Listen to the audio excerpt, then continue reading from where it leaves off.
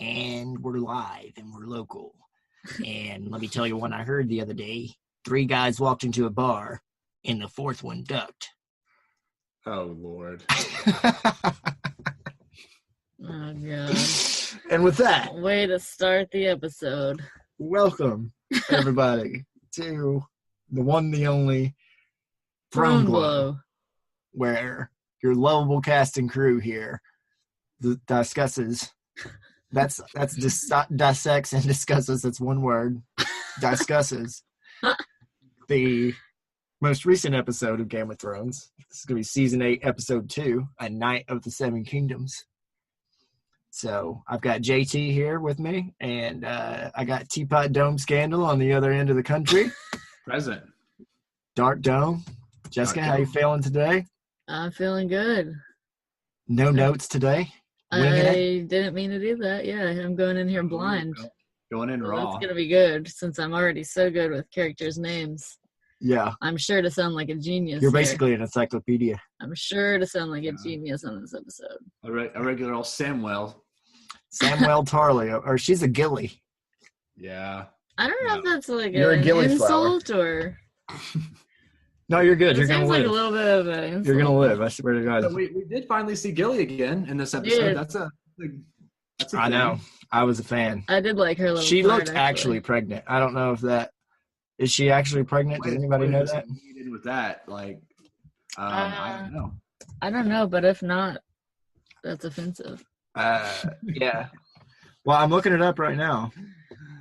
Okay, the third most thing I typed in Gilly into Google just now, and the third thing that came up is Gilly pregnant? So Okay, so you're not alone. Don't say that. It's just we do our research here, folks. This is a heavily well-researched show, and we know all of the things that we're going to talk about. And we have all of the best facts, all the best research, words. all the best words. And yeah, just as a minor housekeeping note here, Dark Dome's coming to us from across the country. So if his audio cuts out or acts a little weird, we are working on that. But hopefully we don't have any big, long blanks. We lost him there for a minute on the pre-show. We thought he was, we thought he got Thanos snapped out of existence. Yeah. It might be government interference from DC. Yeah. I don't know. He is running the Teapot Dome scandal over there. Okay, so what do we want to talk about first, guys? Yeah, so I think we've decided that the easiest way to go through these is to talk about characters. So, I mean, who do we want to dissect first? I guess we could launch into Jamie walking in there. Yeah. I think that's natural. He everyone led off the him. episode, and that's true. Just move through. He's coming in here. All right, so with thoughts, some Jamie, the Golden Lion, the King Slayer. Evil eyes at him. Okay.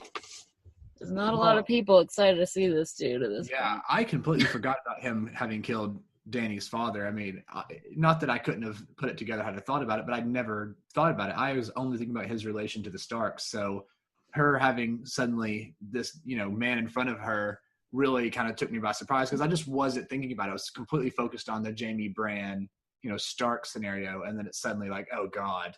And of course he fucking killed her dad. Like, Jesus. Well, and it's like, even though she knows he was, crazy and evil and whatever, like, it still was her dad. So it's like, there's still a level of, immediate hatred for anyone that kills your dad, no matter who he was or whatever. So it's like, you can kind of see all that.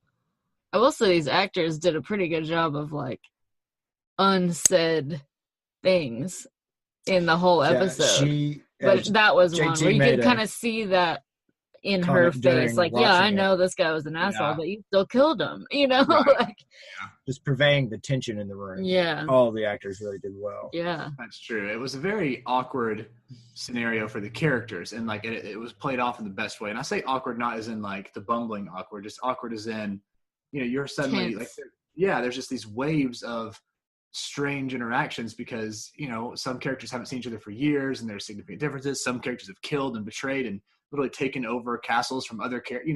There's and then suddenly all in this room and having to, for different reasons, either forgive or holding certain grudges, and it's really interesting. I mean, Let's get into like the grudges that they held. The one that Danny holds against Jamie is just kind of dumb. Like, let's be honest at this here. point, yeah. Like the guy was gonna burn King's Landing down, and again, it speaks to Jamie that he doesn't say that. He never says that. The only person he's really ever told that story to is Brienne. Right. But am I making noise when I do that? A little. But anyways, yeah. So got thrown off a little bit there, but Sorry. yeah, no. So. Yeah, Jamie. He doesn't tell that to anybody, and so Danny's got no real reason to be upset with him. And if anybody Except really that does he have killed an issue, her dad. Sansa's got the real issue here, right? Like the Stark family Oh yeah, is the Yeah. one that should be holding him accountable sure. for more things that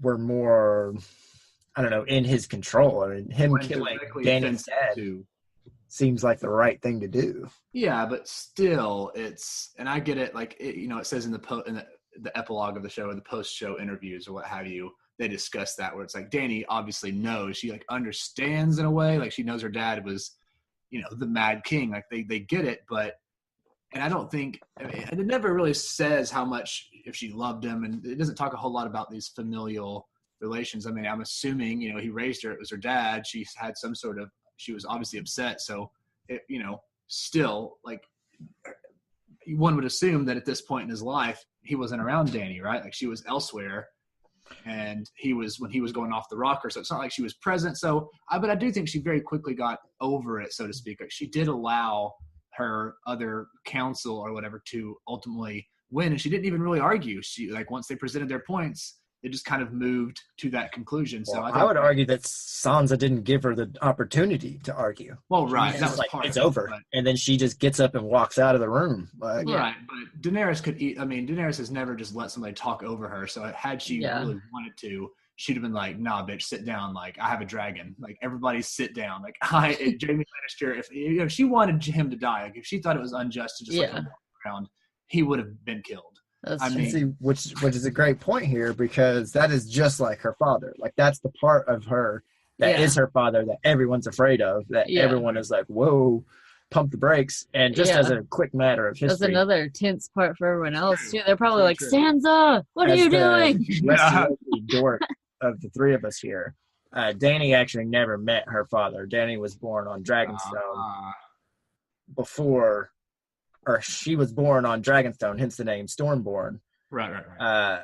And her father died in King's Landing, and she was shipped off to Bravos. So they never Okay. actually met. So yeah, but- Onwards. Yeah, so I mean, but the Jamie and Bran thing, I know I mentioned this last episode as being one of my favorite parts of the first episode of this season, which is, of course, the Bran standoff season or episode ender. And it picked up with Jamie literally already standing in front of everybody, which is fine. And I just think it kind of didn't play off of the moment of Bran sitting and waiting for him, because, like, why sit and wait if you're not going to expose any information, if you're not going to do anything to him, you're not going to have some sort of revealing conversation. Because obviously they did not have a conversation off screen between episodes, because they had it at the end of this episode. So there was no, like, why was Bran waiting for him? Was it just to be like, you're not going Give to have him the eye.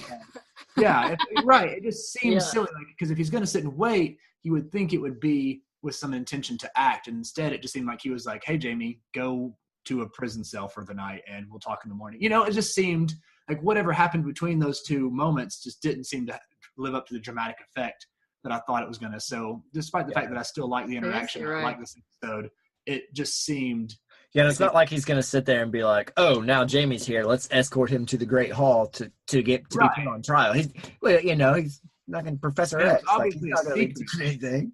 Yeah, and it was obviously a secret because nobody knew what he was doing. It would be another thing if he's like, he told everybody, like, "Hey, Jamie Lannister is going to be here in about 4 hours. Like, don't worry. I'll be there when he comes in. Like, don't worry about it." And it's like, oh, okay, but no, he's like sitting there in secret. He's not telling anybody. He doesn't tell anybody any of the information that he knows about anything as far as regarding, Jamie and himself.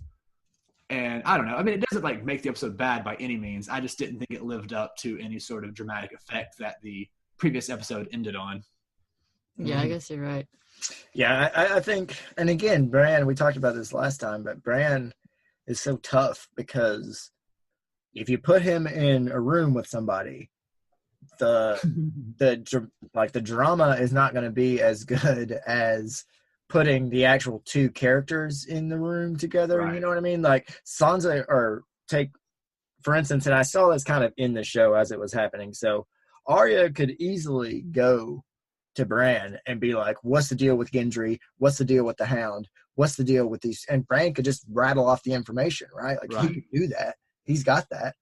And yet the show instead has Arya go to Gendry herself and go to the Hound herself, even though like she's been there with Bran this whole time. If she was curious about these people, she could have just asked.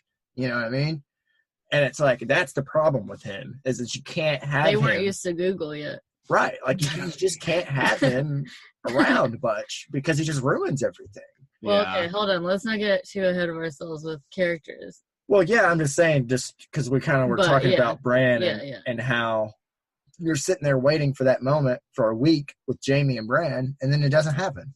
You know? Right. Like, and it's why? Because you'd rather have Jaime in the room with all those other people. Right. You know, like you'd rather have him face to face. They did give us, to be fair. I mean, that is what they gave us. So the writing there is on point, but it still is a problem with Bran. I agree. Yeah. Before I want to mention the end. I know we're shooting to the end of the episode, but I just want to talk about Jaime and Bran. I do think that it was pretty sufficient. Like that conversation they have at the Godwood or whatever the hell they call it out there. I thought that was really cool. I mean, it wasn't like full intense, but it was. Yeah. It was. Brad's a regular stand-up comedian these days. Yeah, he's quick on those punchlines, dude. He is. There, I forget.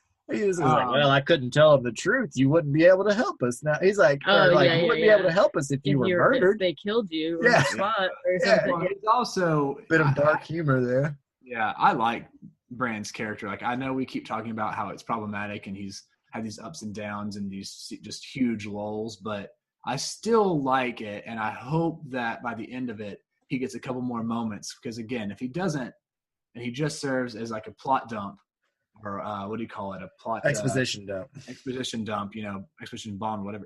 I mean, I guess it's worth it if you have to have it, but it's just so much wasted screen time of past seasons. So I still am hoping more, but I did think that end episode with him and Jaime was pretty satisfying as far as like, I mean, that literally incident happened the first episode of season 1. So to have some sort of, conclusion conversation, was nice, honestly. And the way it went down was cool because Jaime's like, well, I'm not that man. And they had this like Zen discussion where Bran's like, well, I wouldn't be the three-eyed raven if you didn't push me, and you wouldn't have been a better man had you not done so either. Like, you would still be fine with pushing kids out the window had you not pushed me out the window, and these sorts of events happen. So it was a very like, this.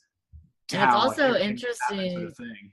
Like, because it's not like Jaime's been around him. It's like to see somebody that doesn't know anything about what Bran's become be like, so wait, what are you then? You know what I mean? Like, wait, what has happened? What's the deal with this guy now? Like 7.5 seasons in the non-magical world. And then all of a sudden, he's just getting bombarded. He comes back, and the kid that he pushed out the window is an encyclopedia that can know everything at all times. Like, it's like, I got one hand, man. I can't deal with this. Yeah. And there was something else I was going to say. I lost it. Was it about Jaime and Bran, or Bran and Jaime? Oh, I was going to say about Bran. I did like his little spot in the, like, war room or whatever, where they're, like, plotting stuff. And it was like, finally, this guy's able to, like, at least kind of help. Oh, yeah. A lot of practical, although I mean, I guess that was a bit dark. They used him well. Of where he was like, how do you know there is an after or whatever? Right. But I mean, still, it's like, this guy should be in the room. Obviously, issue, he's the one that knows that people everything. Were having before is like, why is Bran not in every council room every fucking time when you're talking about anything? Why do they not go to him? You know what I mean? And for them to finally use him in a way that's like, honestly, since he's been what he has been, he hasn't been in the place that anyone's been plotting stuff that often. That's true. I mean, there's still probably a couple. The character actor has said that Bran is a little bit more human this season, and that could be like an actual character arc in the show of he's learning to use his ability and still interact in the real human world. Yeah. Like he's growing a little bit to where he can make himself useful. Maybe, Yeah. you know what I mean? Yeah. Like I can see that kind of a little being bit. character growth for him. Yeah. But they're just, and I guess they're doing that a little bit. But the other thing I do want to say about Bran, about him being a stand-up comedian with these jokes, is because he also throws out the things we do for love is the one thing he says at the trial, and it's like that's just. And he did the same thing against Littlefinger, where he says, chaos is a ladder. Yeah. And it's just like those memes where the people are just like, oh, shit. Yeah. Well, I think it's also the point with Bran of that is, of course, it's supposed to show that, because, I mean, number one, he didn't see Littlefinger say chaos is a ladder. So him quoting Littlefinger was this like sort of wink and nod of like, yeah, dude, you have no idea. I got your number.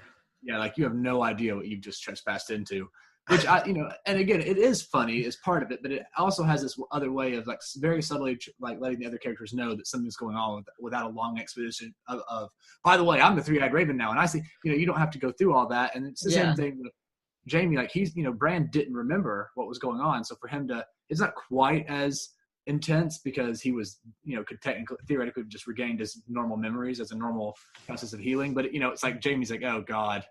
That's like his subtle way of like, don't worry, like I do know what there's happened. kind of a lot there when you really think about it, because it's like he's in his own like really weird way, like kind of vouching for Jaime, like right. it's like oh well, first number one, he pushed me out of a goddamn window for love because he's in love with his bitch sister. 10-year-old kid, he pushed me out the window. First of all, there's that. Fuck Second you. of all these other evil things that Jaime, or questionable things that Jaime's done, most of them have been for Cersei. You know what I mean? It's like kind of a thing where it's like maybe this isn't this actual guy. He did this for her, and now he's finally kind of coming out of that. You know what I mean? Oh, I think that's exactly what you get in that and then it also foreshadows or like double hints at this problem of Daenerys and Jon of like, once you throw love in here, things start getting a bit complicated. You know what I mean? Like, it's not a direct thing towards that, but I think it's purposefully in the same episode where they're talking about that. Yeah. The things I do for love could definitely have been a theme for the the episode could have been called that, because you see that theme through it the whole time. Mm-hmm. I would agree with that. But I think his part of it was definitely like, Jaime as a person isn't actually a bad dude. He just unfortunately loved this crazy bitch. Like I think that's a lot. Another part of that is what Tyrion said to him, which is that he's like, you knew all along what Cersei was. Like, you don't get to say that, oh, I was a fool. Like, you weren't a fool. You knew, but you chose because you loved her. Yes. Like, you were not beguiled, my man. Like, we'll see. Yeah. And that I'm glad you brought that up, because I was literally looking for that. I was looking for that line, that exact line, because I was trying to think of that. And you can apply that to Jaime's thinking about Brienne as well. And we'll get into Brienne next. Definitely. Like, it's her episode. You knew how you felt about Brienne from the beginning. You know what I mean? Yeah. Because and I guess we can go ahead and get into her, because she's actually one of my favorite characters in the books and in the show. She doesn't get enough screen time, and it's hard with her because of a lot of her conflict is like inner conflict, so it's hard to show that on the TV show. But and in general in this episode, as we move on here, I think outside of the Jaime and Bran thing, like this episode was about the undercard. It was about, like, that first episode was getting all of the big reunions out of the way. Yeah. And this episode was more about tying those other small reunions together with the undercard, like Jorah Mormont and Lyanna Mormont got that. Cool. Like, they all in that room where Brienne gets knighted, where it has those 6 characters. Like, I want a spinoff of just those guys, just in a room talking. Yeah, like, that would I be loved so... that fire scene. Yeah. So they all don't just die soon. Yeah, Theon got a lot of good moments. Yeah, I guess Davos got a couple of lines, so Barrack and Arya hooking up because Barrack was on Arya's list for a long time.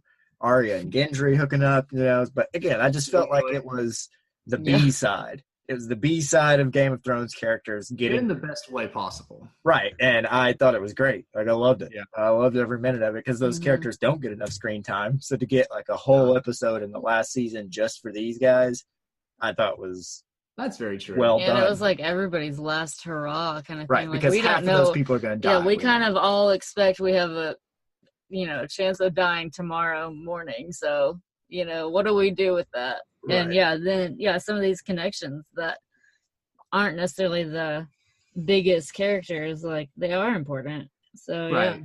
Yeah, like, what do you do with that? What do you do on your perhaps last night of life? Yeah. and as a viewer, it's a legitimate experience for you because, I mean, legitimately, I would be shocked if at least one of those people are dying before the end of the season, right? Like, at least. There's no way. There's got to be. I know. I'm just saying. I agree, but I'm saying nobody would disagree that at least one of them is dying. Like, other people are like, oh, maybe they can't kill them all. I mean, I disagree. I think they could all or most die, but it's definitely some of the last times you're going to see these characters in a good setting, like because we have so few episodes left that from here on, at least up until whoever survives and gets the hopefully bittersweet or some decent reprieve ending. The rest of the times we're going to see these characters is going to be in a hellscape where they just fucking get beaten down and then die. Right. I should point out, not one person died in this episode. There was zero. It was only, I think I had the feeling. Well, first off, I'm glad they didn't cut to King's Landing. Like, I think that would have been just wasted screen time. Like, there was no Cersei, there was no Euron. I was really happy with that. Yes. Yeah. And secondly, again, I just felt like this is what we were going to get because everybody kind of expected before the season that the big battle would be season 3 or episode 3. So I'm glad that they took 2 full episodes to put people where they should. And because, again, just to mention some ones that I had forgot before, like Grey Worm and Missandei got a little screen time. Oh, I know one of them is going to die, if not both, and I just love them so much. Yeah, they're awesome. So cute.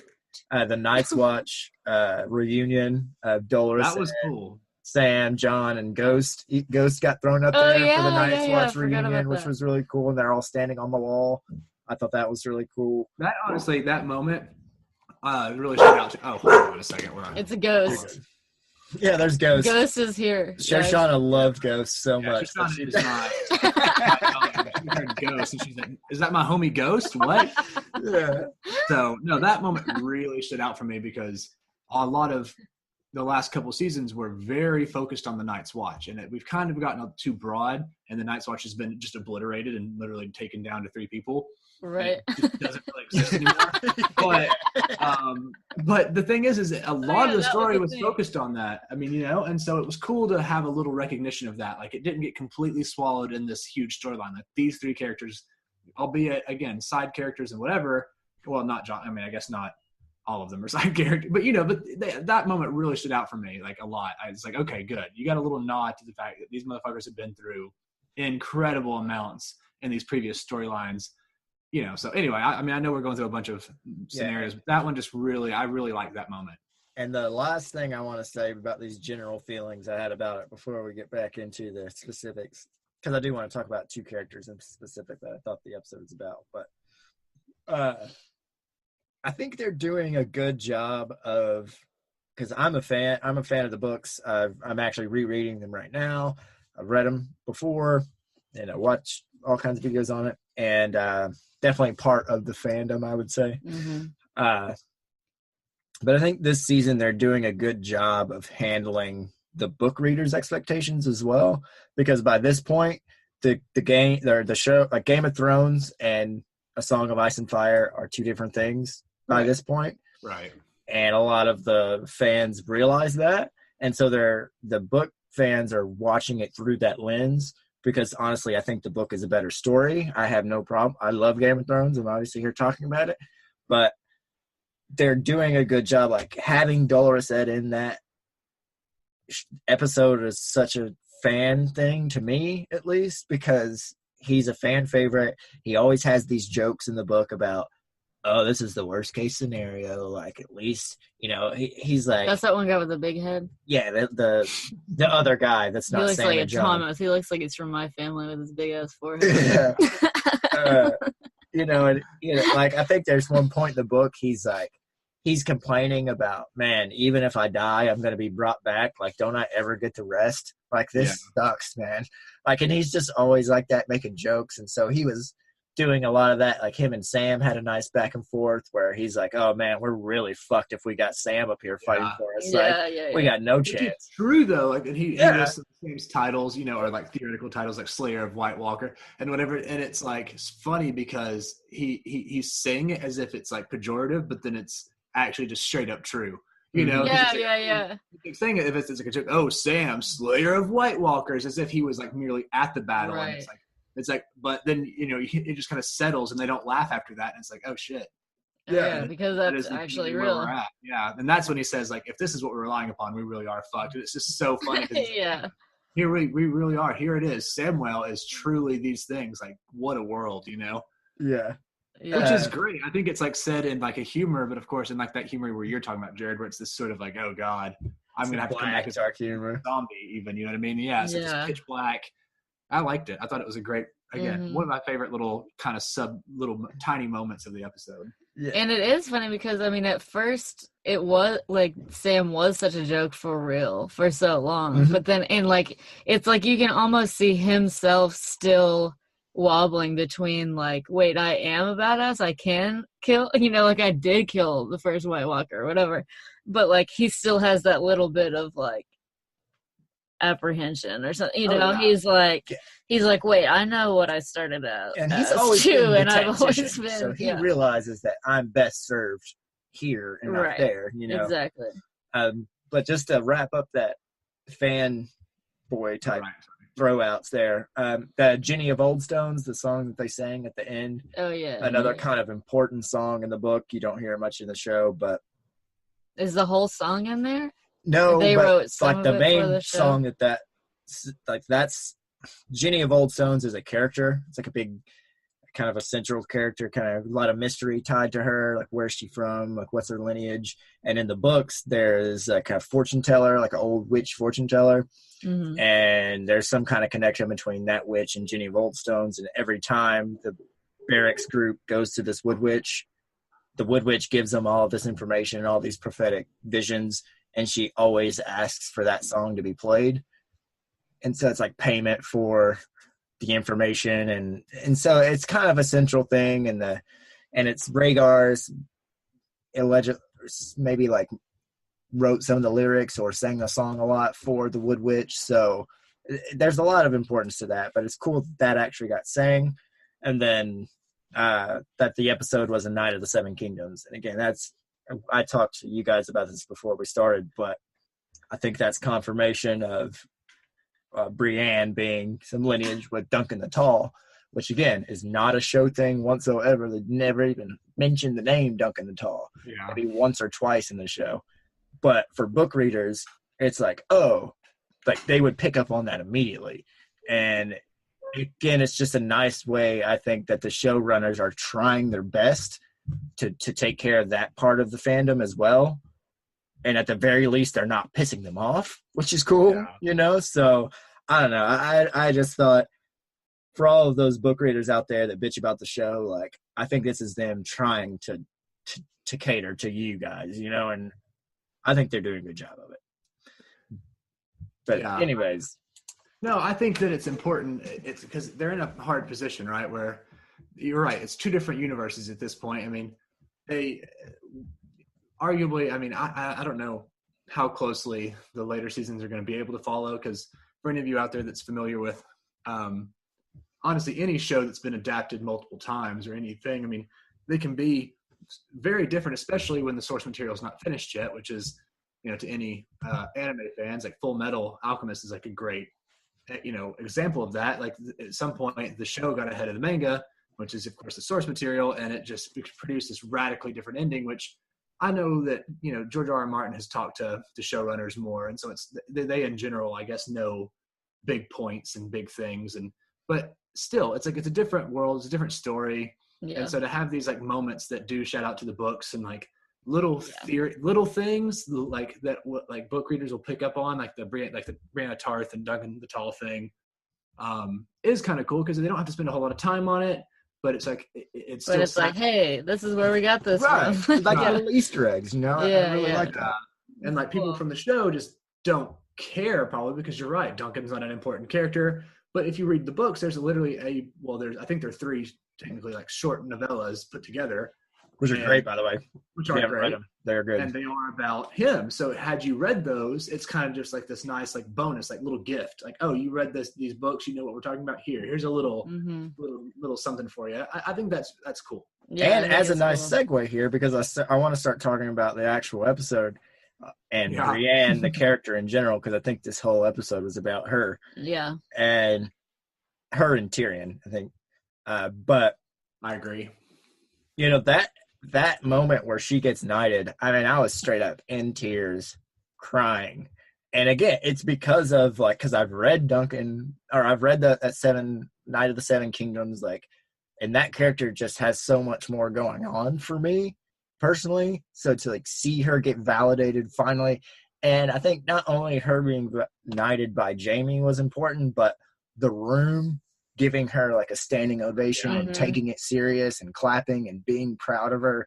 Like, I think that's all she ever wanted. You know what I mean? Is to be knighted by like a knight that she respects as honorable, and to have a room see her actions for what they are. Like, she's been one of the most honorable, kind of true, straight arrow people the whole time. Yeah. And for finally everyone to see like, oh man, this is, like, oh man, like she's so deserving. Like they all realize how deserving she is. Yeah. What's great about this, and it ties in Sansa, which is a character that, I mean, I've never been a big Sansa fan, but I think, I mean, I don't think this is going to be my own opinion. I think she's gotten a lot of, this is very obvious to anybody who's watched the last season or so, especially this one. Sansa is just incredible now, and to have her specifically vouch for Brienne in that way, like earlier on in the episode, of course, was also such an incredibly powerful statement for Brienne in the episode today, because it's like, you have Sansa, who is now shown to be one of the, if not the, like, most manipulatively intelligent and adept people in the entire like Game of Thrones right now, and she trusts Brienne like unquestionably. Yeah. And that's like another cool little thing. Like, if you take Sansa at what she seems to be being put as, which is, again, just this next level thinker, and for her to have that sort of respect, and then of course for her to be knighted and all these things, it really was an incredible episode for Brienne all around. Yeah, she finally deserved that respect, because it's like there still is honor in this world, in this crazy place where it seems like everyone's dishonorable and backstabbing, and here's this amazing fighter that actually still has honor, keeps her word, and now it's actually like working out for her. Yeah, and not only that, but like all of her honor and all of her goodwill had gotten her failures time after time. Like, she was Renly's Kingsguard. He gets murdered in her arms. She dedicated herself to Catelyn Stark. She gets her fucking throat slit. She dedicates herself to finding the daughters. Like, goes all around the fucking Seven Kingdom, can't find anybody. Like, finds Arya just for Arya to escape. Like, finally gets Son. It's like all of these failures. She getting beaten down by the world around her, and and then for it to be like, oh, and by the way, you're a woman, so you can't be a knight. Right. Like, you've been doing what you've been trying Christie your hardest, doing your best, but the actress that plays her, go fuck yourself. Like that smile at the end of that scene where she's like, her eyes are tearing up, and she just gives this like kind of guarded, but can't. It's like the smile is breaking through her face despite herself. Yeah, that's just an overwhelming moment for her. Right. Like, that's the feeling I got. Like, knights shouldn't smile and cry when they get knighted, but like, and she knows that, and she's trying to be that, but she just can't help it. Like, I thought the actress did a really good job of Yeah, like again, I cried. I was very. I thought Brienne's arcs in awesome. general have been really well done. Like she's maybe not gotten as much, though there was a season or two where she was around a lot, explicitly like when she was with Catelyn and searching for Sansa and all that more. But I do feel like this has been a nice culmination of her arc, which makes me really worry for her. Yeah, she's dead. She's going down, dude. She's going down, she's dude. down. Hope you enjoyed that moment, because she's gonna die in the next one. I mean, I still think that she's not gonna die some cheap death. Like it's not like this is the true summation. Like she's still gonna have something. They still need a big payoff. Like she's gonna have to be shown like taking down some incredible foe, or slicing through swaths of enemies. Like I think they threw a little foreshadowing in there when they were talking about, like, Jaime goes out and sees her in the battle yard, and she's like, yeah, we will hold the high position, and with a lot of effort we could push them back. I think that's exactly what's going to happen, is she's going to have to lead like a final charge to push them back, and she's going to come off of her highest position to like kind of sacrifice her position to help maybe Jaime, maybe somebody else. Yeah, I wouldn't be surprised if it is a thing where Jaime and her really are next to each other. Yeah, too. They might have foreshadowed that too, where it was like something. Well, there's a line in the book that Jaime says, "I'm going to die in my lover's arms," and everyone always thought that meant he was going to kill Cersei, like him and Cersei were going to die together. But some people have said that it's Jaime's going to die in her arms. So. Yeah, I mean, I have no idea, but I do feel, or like on Brienne, just for a moment again, she just, I don't know how else to say it. Like, it was very extremely satisfying. And it gave something about it also, like, retroactively sort of puts, well, not sort of, I guess that's the whole point. Like, it just retroactively changes the tone of her entire story. Because had she not gotten this, it would have had a lot less impact, all the things she's done, because she would have kind of, just, I don't know, just her not achieving that goal in that respect when she so obviously deserved it would have just been, I don't know, it just would have been pretty brutal. Like, I mean, I get that that's the nature of this show, but it's not brutal in the same way of like Ned just getting his, executed. And I think it's like spiritually brutal, Yeah. It's just like there's this great character. And again, I know plenty of characters have gone down like that and the noble people have been killed, but it really was like whatever happens to her from now on, I do hope she lives. I doubt it, but I do think that her arc was handled well. I just hope that they don't bungle something ridiculous at the end. But as it stands now, she could die in some cool way in the next couple episodes, and it's fine. Yeah, it's because it's with honor as a knight. All this stuff happened. Yeah. Upholding her vows. Exactly what she said she was going to do the entire seasons that she's been around. She's always done what she said she was going to do. Now she's pledged to. Oh, and she did get Stannis. That was the thing. Wait, she might even. It might even still come around that she saves one of the daughters again, right? What if like somebody's coming for Arya and Brienne pops out, die? Like they did have that duel. In the. That's right. So I want to, as a transition here, we talk about a character that started low and is very, very high right now. Let's start one that started high and is very, very low is Tyrion. He's pretty much at the bottom of his character arc right now. Like, it can't get much worse for him. Yeah. Like, he made every but at least wrong he has decision. A nice fire times. What's that? At least he got to have a nice last fire times with his buds. Well, yeah, and I think that in the next couple of, he's got so much else he has to be doing. There's just no way. Well, I think that having both Brienne and Tyrion in that room, they were the centers of that room. Like Tyrion getting everybody drunk. He was like the bartender. Yeah, when he poured Pod that room. overflowing glass of wine, that was awesome.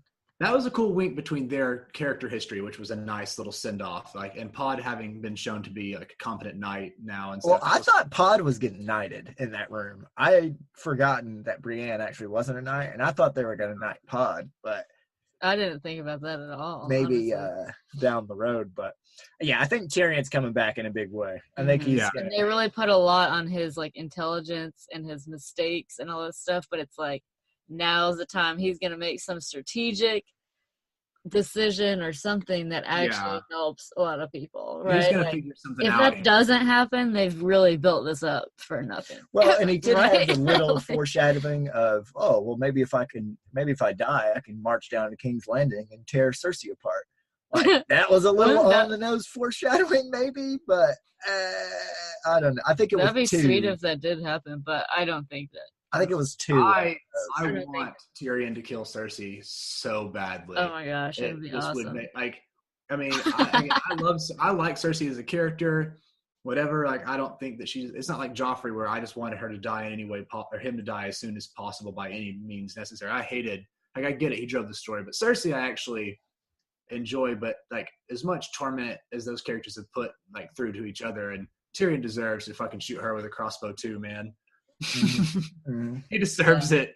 He really does. The man's big, because you're right. He's at an incredibly low point. Like he's, him and his brother are, his brother is still Jaime, but he's also now in this crazy scenario with one hand. He's older. His golden lion days are behind him, as he said. Like, they're this like completely fallen from grace. Like, even if they're not in deplorable circumstances, like they're both technically, Tyrion's the hand of the new queen. I mean, it's not like he's in a lowly point, and neither is Jaime necessarily, but they have, compared to like their previous selves as Lannister royalty, they're not doing their marks are pretty, they're at this crazy scenario. And Tyrion, you're right, especially. So he's got to have some card up his sleeve that happens. And specifically what I think they're going to use him for, and why I think they need him, is first off, Jorah, the guy that could, the only other guy that I think could be Dany's hand that would make sense, outside of maybe Varys, but Varys is pretty much just not a person now. He just keeps it's really he's just like in the background. He's just the guy that like shuffles around the background now. But I think he's gonna pop up. He's like always wearing slippers too. Like, it's fucking winter, bro. Like, put some boots on. But anyways, so like, and I think Jorah's definitely gonna die. Hey, motherfucker's going down. Like, if he doesn't die, I really don't like. If Jorah doesn't die this next episode, put that motherfucker beside me, no matter where I go, because he doesn't die from anything. Like, surrounded by like on an island in the middle of a frozen lake, surrounded by undead, survives that. Has grayscale on half his body, survives that. Exiled in the fucking Dothraki Sea, fucking survives that. Exiled from Westeros, escapes before getting beheaded by Eddard Stark, like, survived that. Like, motherfucker can't die. Like, just get him beside Exiled me. by his own queen. Yeah, he's good. He's back. Like, survives a vengeful queen's wrath, but I do think he's gonna die, and he specifically vouches for Tyrion and says, hey, I was about to say something about that. Hey, Tyrion's your man. I don't like him either, but he's needed. He's useful. It was like the show of sticking up for everyone. Right. it was like here comes Brienne sticking up for Jaime, Sansa sticking up for Brienne, Jaime sticking up for Brienne. And what's kind of cool too is that comes full circle, because the Lannisters are all about protecting their family and their house, and it's like those two characters have started to extend that loyalty to other people in their lives, and it's like finally paying dividends for them. You know what I mean? That loyalty of Jaime sticking by Brienne, or Tyrion sticking by Dany. Like, honor still has a place, right? In this world. And that finally pays off for them. That where that loyalty to House Lannister was always used against them. Like, now that same loyalty is being something that they're taking advantage of and using for themselves. And this, I think, should transition well to the third thing I want to talk about this episode. But I think they're setting up obviously a conflict between Sansa and Dany. And I think it's pretty clear that's where this is going after this big battle. And Tyrion is going to be needed to fix that whole problem, I think. And so he's going to step in and solve that. Whatever happens with all of that, Dany, Jon, Sansa, like the politics of all of this, I think Tyrion's going to be crucial to figuring all of that out. And I think that's going to be his like bounce back, like, type of. Like why he's still in the Right, mix. yeah, I think that's at what they're this going to point, use yeah. him for. But Well, especially Speaking of- because intense connections to both of those characters, you know. Right. And even Exactly. John, he's like he's the perfect go-between. Well, yeah. Like they all trust him pretty close. I mean, him and John aren't like necessarily like best of buds, but they've had all these different interactions over time. Like they bonded, seasons and seasons and seasons ago at the wall, when Tyrion visits. So like I think you're right on that. Like, And that final shot when Dany tells John, and then they hear the horn and they go out. I don't think it was a coincidence that it's Dany on one side, Tyrion in the middle, John on his other. Like, I think that seemed kind of a little bit of foreshadowing. But yeah, I do want to talk about the last thing is that Sansa and Dany showdown. Oh my gosh, dude! Sansa that's my girl, dude. Is the queen of bitch face. Dude. Oh, she's Ice Queen, man. What about the North? Like that was great. That whole exchange, because it's clearly like Fire Queen versus Ice Queen here. Like you've got just Stoneface Sansa being like, "Nah, dog." Yeah, like this is great and all, but like, what about the North? Yeah. Like I thought that was summed it up. Like that sums everything. And like I had said last episode about Sansa channeling her inner Cersei, I thought this was Sansa channeling her inner Marjorie and Olenna Tyrell, because she learned from those people too. And so it's like you're seeing all of these different tools that she can use. Like, and I'm sure she's going to pull some Peter Baelish moves out eventually. Oh yeah, I'm positive that's coming for her. Mm-hmm. But like this was her, like, because she lures Dany in. She's like, "Oh, let's talk about how you love John," and like there's a physical connection. Like that's when Dany kind of reaches out and like, "Oh, we're sisters now. Oh, we're chatting. Oh, yada yada." And then she's like, "But it's in that but what about fake the North?" girl way, which like, so especially funny. being a girl, I can't tell you how many times we find ourselves in this situation where you're with someone, they're trying to make something, but that's the Tyrell and then way you're right like there. looking at each other and you're like, no, we don't actually still trust each other at all right now. This is so fake ass. Like, this is the most brittle little conversation. It's hanging on by a thread that we're not actually just like at each other, And you could tell that the whole time, obviously, because of their faces, and they're great actors, both of them. But yeah, it was like, nice try, Daenerys, but this is Sansa here. She's smarter than this. She's not just some random little bitch, you know like what I mean? It's clearly becoming that she is the smartest person in the room at all times. And I think Daenerys thought she was. She was like, "Oh, I can outmaneuver her." Well, I don't even know if she thought that. I just don't think, because I don't think anyone is giving Sansa enough credit for the most part. Exactly. Or some people are. I mean, obviously some people are, but like Daenerys didn't even think of it in terms of like, I'm going to outwit her. Daenerys thought like, okay, I'm going to go in here, power move, like, lay it down, bond in a normal way or whatever. And Sansa just like let her do that and like totally like, what do you call it? Like Tai Chi or not Tai Chi? What do you call it? No, Jiu-jitsu or whatever, you use her weight against her. She's like, okay, yeah, come on in here. Let's be sistel, like let's be buddies. And then she just like, and they go through this whole like fake. Use her own momentum to flip her around and slam her on the floor. Yeah, she gets her all leaned in. Daenerys, the queen, is like having her hands on top of her, like they're like having this nice bonding moment. And then Sansa just looks in the face and is like, yeah, but what about the North? She wasn't budging either. She wasn't. No, not at all. She was like, nope. Yeah. It was like obviously intentional. It wasn't like she suddenly remembered like, oh God, I can't get caught up in this. Like it was obviously calculated. Yeah, exactly. Like there was no, I got to snap out of this. That's what I'm saying though, is like from Daenerys' side, hers was intentional too. She just didn't think she had to play that hard. Right, exactly. Like she didn't really think they were friends or whatever. She, she thought, oh, okay, I'm just going to go in here, blah, blah, blah, knock this out. Well, she only did it because Jorah asked her to. Yeah. Jorah says, it kind of it doesn't say that, but I'm assuming that's what his second request was or whatever.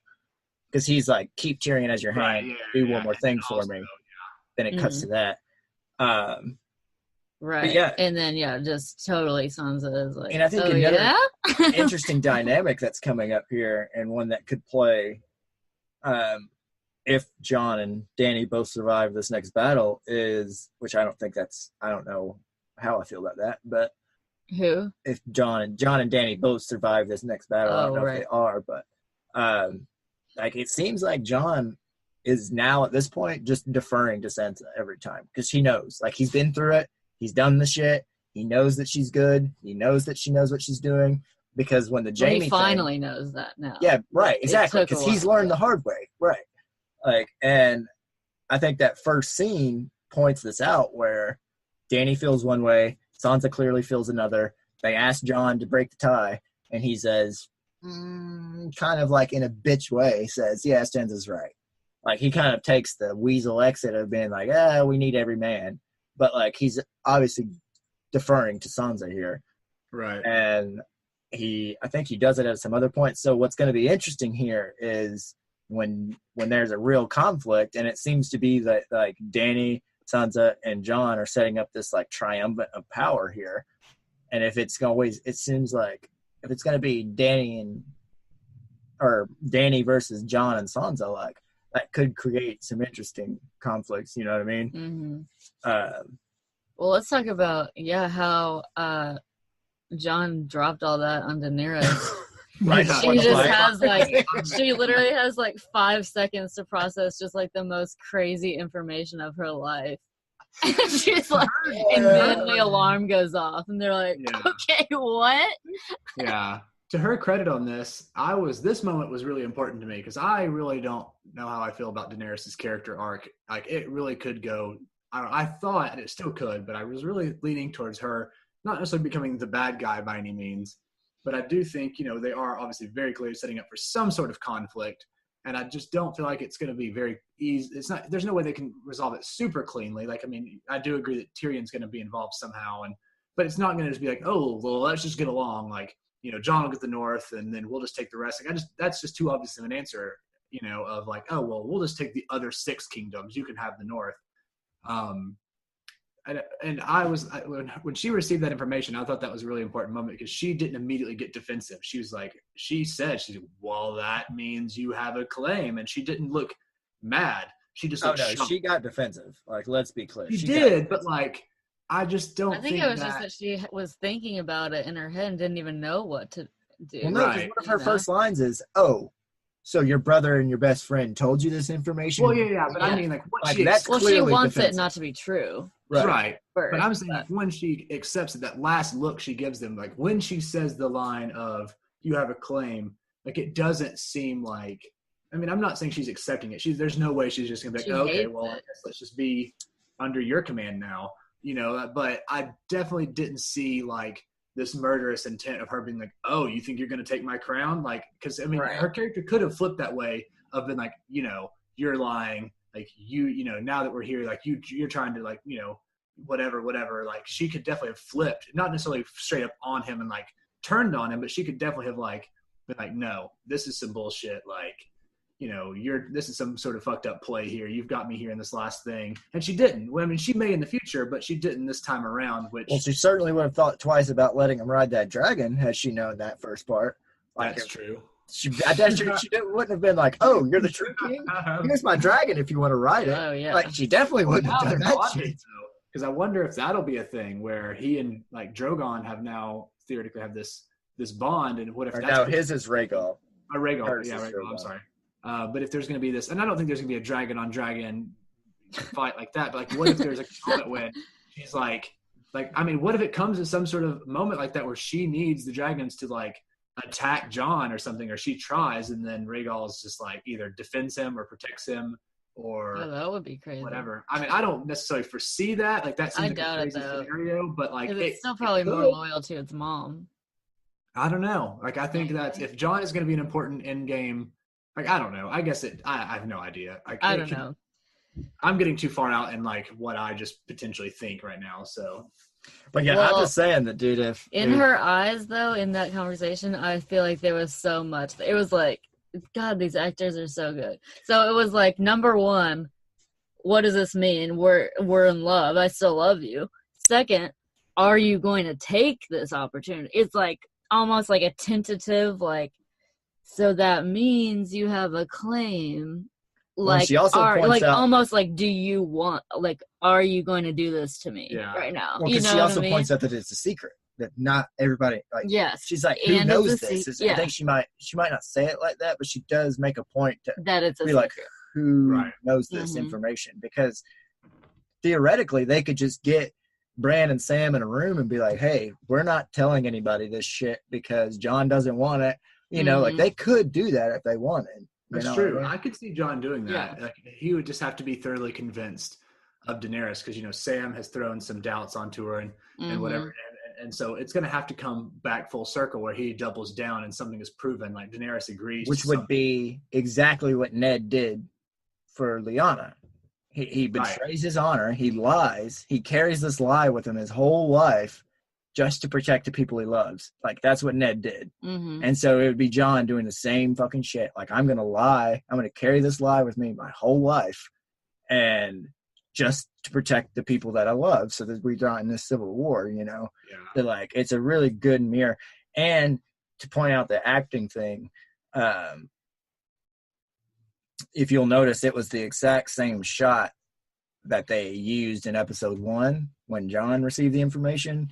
It was just a continuous shot on Jon's face the whole time while he was receiving the information. And I think they broke it one time, but mostly it was yeah, and it was the same with her. Like, it was her face while she was receiving the information. And it was nice because you did see almost the exact same reaction. Like, they're shocked, then they get angry because he was the same way. He was like, so you're telling me Ned was lying to me this whole time? You know, but then like when a question steps back and says, oh, okay, that was what he should have, you know, like that was a super honorable thing. You know what I mean? Right. Because then they almost had the exact same reaction, which is like their Targaryen coming out, which I thought was kind of a cool parallel that they did. Yeah. I don't know what I think about the future of all of that. I think I'm hoping that the story writing has proven to be so good up till now that we're all wrong and it's going to be so hard to predict. Like, that's kind of the point. So I'm hoping it's not as clean and clear as it could be, nor as wild as some of my even speculation. Because, you know, I mean, there for a while I was like, man, Daenerys is going to turn like straight evil queen, you know, and like just bloodthirsty Targaryen. But I just don't think that's in her arc at this point. I mean, there may be some pushback, but I think it's too close to the end for her to have that big of a turn without a lot of very heavy foreshadowing to that. Well, and I think that's why they're building up Tyrion so much at this point, because he's going to be that counterweight that says, don't do that. Don't go mad queen.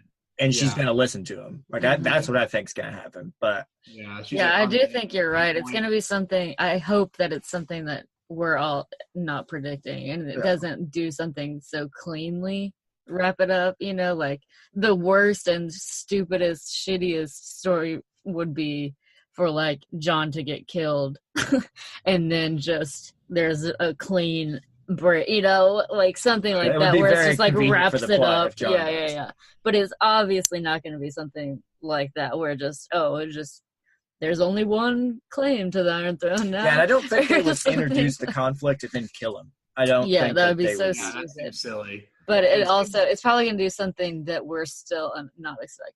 But I don't know. What happens when other characters find out? That's what I want to know, or if they do. Like Sansa. Arya or Sansa finds out. Sansa. Yeah, when Sansa finds out, shit's going down. Yeah. Like, it's another war is going to break out. Yeah, because Sansa will, like, I mean, again, there's a certain level of, or a very high level of, certain amounts of inner rebellion just can't happen. Like, they all understand that to some degree. Like, especially like Jon and whatever. Like, you know, they're under just imminent threat of death. So there's got to be, but once some of them get out of this situation, yeah, it could. I mean, who knows? Like, if Sansa finds that out, like, I mean, she's just going to try to have Arya kill Daenerys as anything else. Like, it's. Well, no, you know, I hope that Arya acts as like Sansa's Tyrion, because if you remember back to the first episode, Arya and Jon have that moment where she's like, don't forget we're family. Yeah. You know, and I think I could see Arya having that exact same conversation with Sansa. Like, I don't care who his parents was. He's our family. You know, he's our family. He grew up our brother. He is our brother. Like, don't treat him otherwise. You know what I mean? Mm-hmm. Like, I could see Arya being that counterweight to Sansa being like, no, fuck him. He's not our father's son. He's not our brother. You know what I mean? Oh, no, I don't think that at all. I think it's going to be the opposite. I think that she is going to be like, dude, you're the fucking king. Like, fuck this lady. Like, Yeah, she's yeah, exactly. Like, Because she already hates her. So yeah, it's like, I think it's gonna be like, I yeah, think get this dragon bitch out of here. You're the real like, king. yeah, you want to and we get to bring in my favorite character with this conversation. Oh, who's that? Theon. We can, because there's parallels with Theon, like of him being raised as a Stark, but then him trying to throw that all away and be that Greyjoy. It going terribly for him when he did that. Like, it went really bad when he tried to do that. And then he kind of comes full circle, and now he's here to fight for the Starks. Now he's here to fight for Winterfell. Like I think that's kind of an interest. You could see some parallels with Jon. And that scene where Sansa and he are eating. Like, that's how they're spending their last night, is chilling together at a table. Yeah, they're buddies. Eating. They're buddies. You for know, sure. like, I mean, of course they are, but like for us to see them, it means something for the future. What's that, Cody? Who was eating with Sansa? Theon. Theon. Oh, that's right. Yeah, that's true. No, yeah, I forgot that her and Theon actually had like a positive relationship, because I've honestly need to go back and rewatch some of these, because some of the things get so twisted. You don't even remember who might be mad at Theon still, and who he's had redemptive arcs with. It's like, who is going to see Theon and want to just immediately behead him, or has he made good with? It's like, and I guess at this point he made good. Well, and I'm glad you brought that up, because the scene that he makes good with Jon, again, is going to be relevant to Jon himself, because Jon says that he's like, you're a Greyjoy and a Stark. Like, you choose that. You get to choose who you are. It's your choice. And because that whole thing with Jon and Dany when they first introduced is, we're not our fathers. We're not our family. Like, we have that name, but let's not be held accountable for the mistakes of our fathers. Right. We get to choose what we do. And so he's telling Theon in that scene, like, you get to choose what you want to be, And so I think his own advice is going to be applicable to Jon, but, I like Theon. I like where he's gone, and like, it just makes you feel so bad for the dude. It's just he's just such like, oh man, like lesson in just tragedy. Yeah, I mean, in like there's now that he's on this up and up arc, because it's kind of happened suddenly. He disappeared in this cowardly way, then he just suddenly rescued his sister, and then now he's on this. So it's going to take some time for it to feel real. Like, I still think he needs an episode or two of, if not more, of like him actively being a participant, because I do feel like if he just in the next episode dies protecting Bran, it's like, okay, I mean, yeah, technically he dies in this like kind of redemptive way, but I still feel like he spent an entire season being flayed. Like, can we not get at least a couple episodes of him like not Yeah. Always get rescued by his sister, and then leave his sister to get fucking kidnapped. It's like, all these things can make sense in his story, because I agree. I really like the character of Theon, because he's made you feel a lot of very strong ways over the seasons. Like, there's a point when you hate Theon, like, as a viewer, like, because he does all these crazy things, and then you just think he's like, you start feeling bad for him, and then you kind of get bored of him because it's just, it keeps going on, and then you're like, oh god, he's just terrible, jumping off of ships and hiding, like, and then now he's got this moment, and you're right, he gets to like choose, like, okay, he left, he came back to Winterfell, like, he's chosen to not just be a Stark or a Greyjoy, like, he is operating as a Greyjoy but under the banner of the Stark. Like, he's commanded this fleet, like, he went and saved his sister, like, he has his army still, or some people still with him apparently, he's like, so he's like doing both. He's not just Theon the Greyjoy, or Theon Stark, or Theon Turncoat. Yeah, he's now successfully occupying both roles, which I think is very kind of cool. Yeah, and trying his best, and his locks, man. He is looking quite dapper these days. He's got the full armor, put some meat back on his bones. His hair. Yeah, he doesn't look so pathetic anymore, like a little broken. He looks like a real person now. Yeah. But speaking of handsome, let's go to Gendry. Oh my gosh. Jeez, that guy got hot all of a sudden. That scene was hot. And Arya noticed, okay? Arya. That first look she gives him at the beginning of the episode, it's like, they're fucking. Yeah. That's And 100% obviously they've been kind of playing that up, her flirting with them and blah, blah, blah. You even said that. Like, even after the scene ended, Jess was like, oh, you better get my weapon. And then she says, and that D.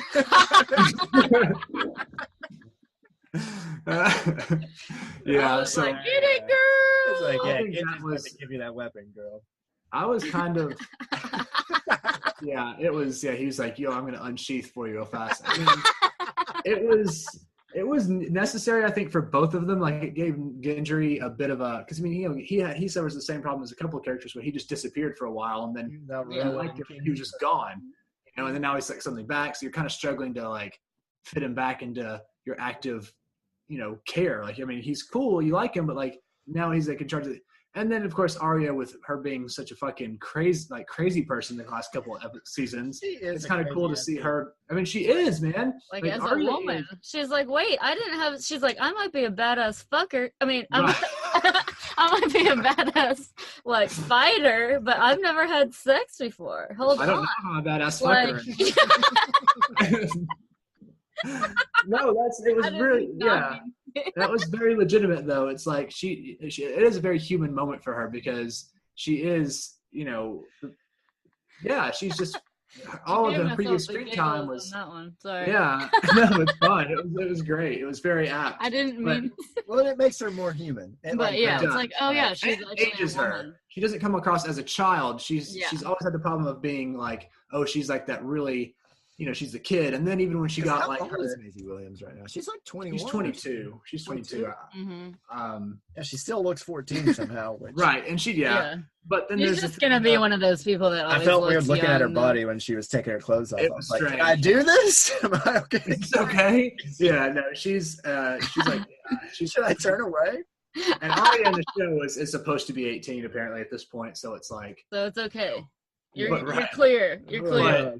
No, I think it was necessary for her because she needs that, man. She can't she needed both to look human and to look like an adult to some degree, because even now that as the viewer know all of this stuff about her, you still kind of view her as a kid because she learned it all as a kid, and she was, she survived as a child doing all of these things. Mm-hmm. And now for her to, she's fine. She gets laid, and it's not like something accidental. Like Arya, actively sought that out. It wasn't like, oh, Gendry seduced her. Like, nah.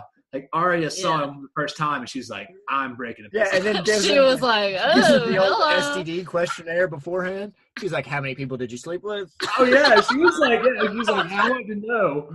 Like, you tell me how many partners you had. Which was very doctor-esque. Like, she's like, and let's go ahead and take those clothes off. We'll take a look and see where we go. Yeah, we'll see. But it was a good moment for her character, I think. I mean, it really was. And I read a thing about it earlier, and somebody, because, I guess it sparked some amount of controversy partially because of her age or perceived age and whatever. But it's like, it made a really good point. Like, she's the only, or one of the only characters that you see lose their virginity willingly. Like, some of them. Oh yeah, I mean, in this day and age, like, how many women does that happen to? Probably once in a blue moon. That day and age, you pretty much get raped over here. That's yeah. how that shit happens, right? Or it's like, it happens like in a normal way, or a non-violent way. It's, you don't see it. Like, you meet them as women already. Like, especially may not have been raped the first time. Whatever, you just don't know. You meet her as a person who has children and whatever. Or you're married to someone that you didn't mean to, someone else had arranged it to you. So maybe it's not necessarily rape, but it's still not your choice, Well, and also being like a femme fatale, like that's sometimes expected of that character, is to be seductive and sleep with a target to fucking kill him. That's like a woman assassin type role that they serve, using their body. Like The Americans is the example I think of, is Kerry Russell's character. I can't remember her name right now, but she's, sleeping with all of these dudes to get information and to get it's kind of using your body as that. And for her to use her assassin's tool for a more human thing, because that's such a human thing, such a human question when you if this was your last night on Earth, what would you do? Right. You know what I mean? That's such a human question and thought to have. And for her And for so many people that haven't had sex, their first thing is like, well, I want to know what sex is and she like. calls it out too. She's like, I don't want to spend my last moments here with you two miserable fucks. Talking to Barrick and the Hound. Mm-hmm. She's like, I'm gonna go find that D. I'll be back. Yeah. You know what I mean? Yeah. That moment with her and the Hound was kind of interesting too. It was kind of weird. It was like kind of weird, but I kind of liked it. Yeah, like that was such a good line for him because that shows he's come. Like he's not afraid to, like, because his whole thing was like this nihilistic, like nothing matters, everything's shit. Like the only thing that matters is the fucking steel in my hand. Like that's all. Like, and it was like he did change a lot with her, right? And she asked him the question of really? Why are you here? And his answer really is, well, I fought for you. That's why I'm here, because I learned how to fight for somebody. I learned how to care for somebody. I learned that there is something, like, that's why I'm here. Yeah, and then Barrick shows up, and they're like, dude, fuck you. Yeah, get the hell out. We're not trying to hang out with you right now. We're hanging out, Barrick. Get the fuck out of here, dude. Barrick, I love Barrick, man. That dude is great. The Hound's like, dude, I'm about to chuck you over this fucking wall, bro. Shut the fuck up. Right. Before we get on and wrap it up, because I want to do like a kind of look ahead who dies in the next episode to wrap it up, but another book thing, and this is the last thing I'll bring up about that, is Tormund telling that story of why he's the Giants Bane. Oh yeah. Also, like that is a book story of, because he's got in the book he has like Thunderfist and Father of Bears or something like that, and then one of them is Giants Bane, and he kind of tells the story, which was clearly comic relief, but well placed and well done, I thought. Yeah, that's one thing though. While I like Tormund being comic relief in a way, it kind of is strange because he was such an intense fucking character when they introduced him. That is true. Now he's just like the comedian, which is cool because he's the Gimli, to make a Lord of the Rings reference. He is, and it doesn't mean he's not like still a fierce warrior. Like, I mean, I would, you still look at him as like, okay, this dude is about to fuck some shit up. Yeah, and he's survived some incredible things. Yeah, but he's not like scary anymore. Like he was legitimately pretty like terrifying, because he's like this crazy wildling. And then, but I guess it's necessary to make him fit into the crowd, because if he was still just this. Yeah, he's the lovable teddy bear at this point. Yeah, like I love his like awkward flirting with Brienne. Oh god, he loves Brienne. He's gonna get so mad when it's maybe so awkward but so funny too, and it's just like it's almost another one of those things where it like makes her like you remember again that she's a woman because of that, like because it's like you just think of her as like one of the boys, she's. Basic knight even before she's knighted, and then this guy's like, no, oh my god, woo. Yeah, I like his first scene or his first words when he gets at Winterfell is the tall lady, is the tall woman here, whatever he says. Big woman here. Is the big woman here? And that's like he gets off his horse and just looks at the first person near him. Like, is the big woman here? Like, it's fucking great. It's like his number one priority. And the story that he tells is about him being with a giant woman. You know what I mean? Like, man, I love it. I thought it was genuinely funny because I mean this show at this point is so tension and fucking just like I was like trembling the first 10 minutes of this episode just from like excitement and tension and like you know what I mean. So it was well placed. It's nice to break it up. But anyway, so this last part, let's talk about maybe the preview of the next one. I know obviously there's going to be a big battle. I kind of forgot it. You guys are going to have to carry this one. All you need to know is apparently they've set the record for the longest cinematic battle ever put to cinema. Like I think Helm's Deep was the inspiration for this.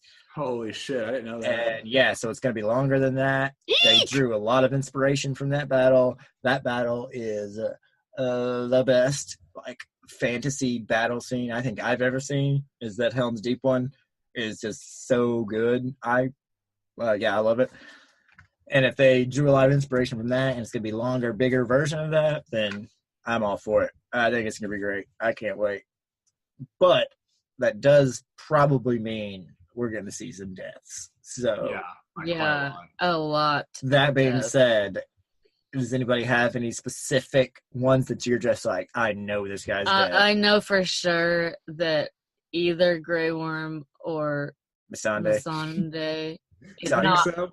if not both, are gonna die. One of them for sure. And I am dreading it, but I know it's happening. I feel that in my bones. Neither, like both of them are not coming out of this. I would put Grey Worm on the 99% die list. Grey Worm is high on the list because that last kiss, which is the thing. They had that last passionate kiss, and then he's out.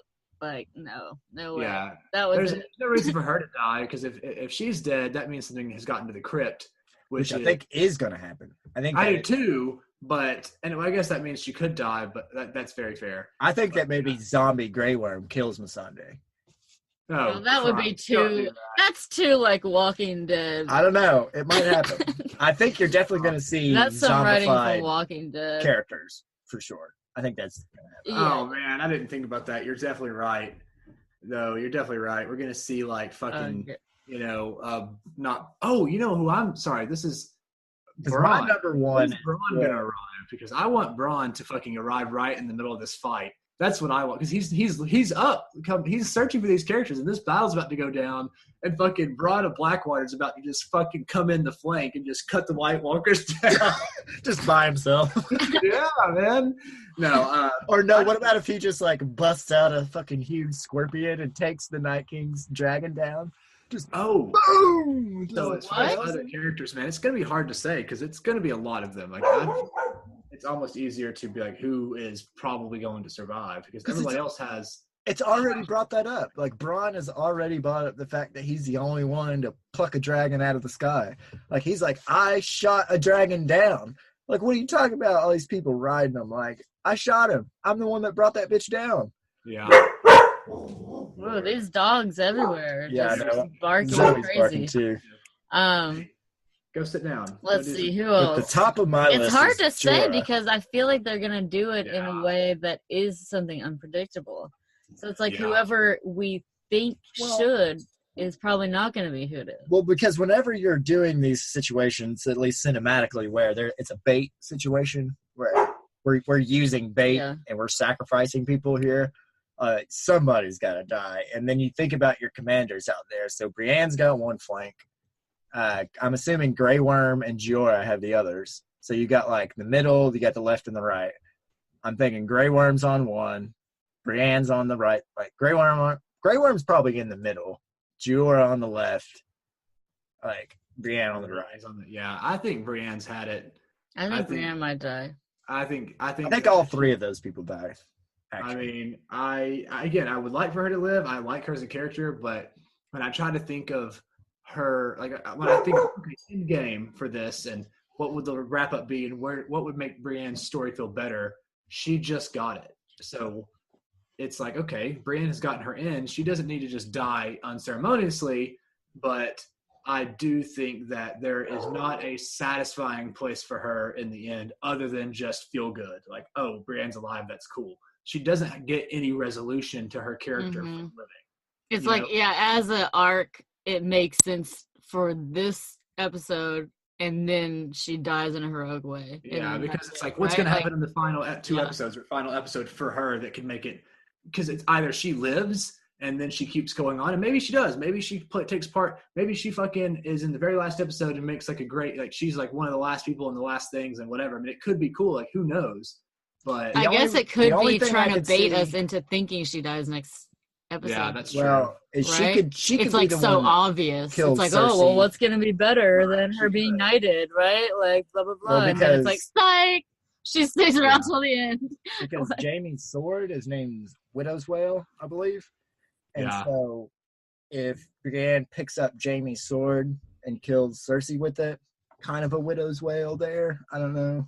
That's a loose kind of thematic thing. Well, Cersei's nowhere near this battle, so. Well, that's what I'm saying. Is like maybe that would be her place afterwards. Is kind of upholding, which I don't think. But then at the same time, I don't think Jaime would be like his last words would be like, "Go kill my sister." You know, I don't think that would be the last thing. The prince who was promised and all that, and we haven't heard enough about that recently. And it's more. Well, I was gonna bring up Melisandre because she's not been. Yeah, where is anywhere? She at? I didn't just mean that. I mean, there's her, and she's important, but then there's this whole, just I guess I think they really truncated it from the books, from what I understand with the books. Because there's this whole thing. There's prophecy of what is it, Jared? You probably remember where the prince who was promised or whatever was supposed to kill his love or something. And he has there's a story. It's a craziness. Just to redo the legend. It's the legend of Nissa Nissa. It's her. So Lightbringer is the sword. Azor Ahai is the hero. Nissa Nissa is the heroine, or the damsel, I suppose. And in order to forge Lightbringer, he has to quench the blade. He tries to quench it in like the heart of a lion and all this stuff, and he has to quench the blade in the heart of his lover to actually seal the blade and make it. And so he kills his lover Nissa Nissa.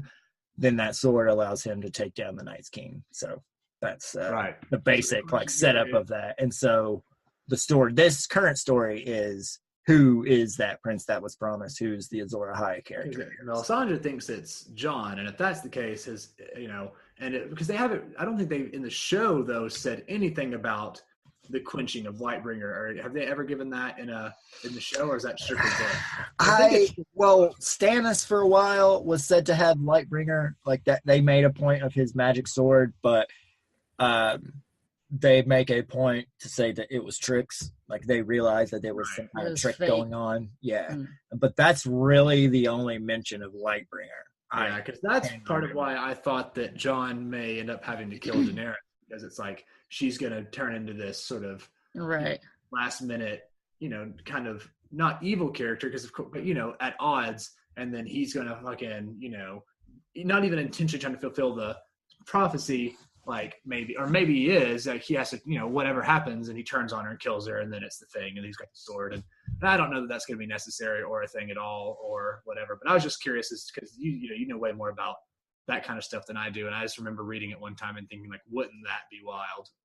Yeah. Okay. And then the only thing that I think Melisandre being absent is a bigger deal than it seems, because I don't think they can beat the Night King without her. I think she's going to serve some kind of role, because at this point it's either she does or she's never going to be seen ever again. Like, you know what I mean? Because but she was doing interviews for this season and stuff, so it's like I feel like she's going to show up at some point, and it's like she has nothing to do with the Cersei storyline, I feel like. So it has to be with this Night King thing, and if she's not there, then that means they're not going to win, because they have to have her to win. Do you see what I'm saying? Like, that's where I'm going with that, is I think they lose. Because I was going to ask you guys, do you think the Night King dies next episode?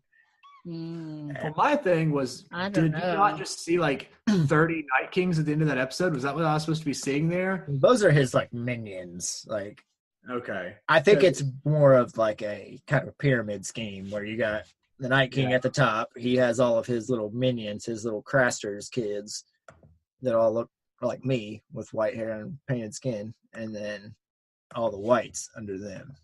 Okay. So do we? I don't. No. I mean, how could they kill them? Oh yeah, wait. And what about how we didn't really talk about how the thing about him having like a tracking device on Bran? Oh well, that we kind of and did. like Bran's his target. I mean, he is the actual target. Well, that had been sort of. Some people had definitely theorized that like his target is Bran, and so I actually almost mentioned it last last one of these that we did for the first episode, and I wish that I had, because I would have seemed nicely prescient. But like I mean, I was a little surprised that Bran was like, yes, I am, like, he is coming for me. I was too, actually. But I wasn't surprised that Bran was being tracked, because like that's part of like an earlier season. Like, he knows, like, oh, he saw me, like I'm branded. Like I get that, but you know who I am. I'm Bran Stark.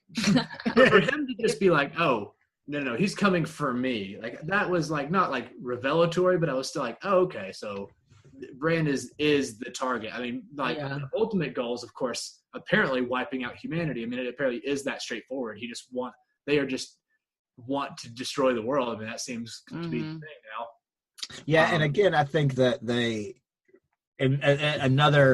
I think this was kind of a minor thing thrown out to the book people, because to show people it's pretty clear what the Night King is. Like, he's the big bad evil, I'm coming to kill everybody. Like, that's kind of his thing. That's fine.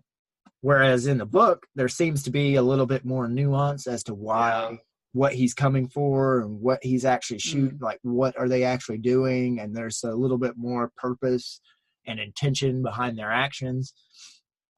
And I think they pretty much just they answered that through Gendry, of all people, when Arya's asking about it, and he's just like, they're death.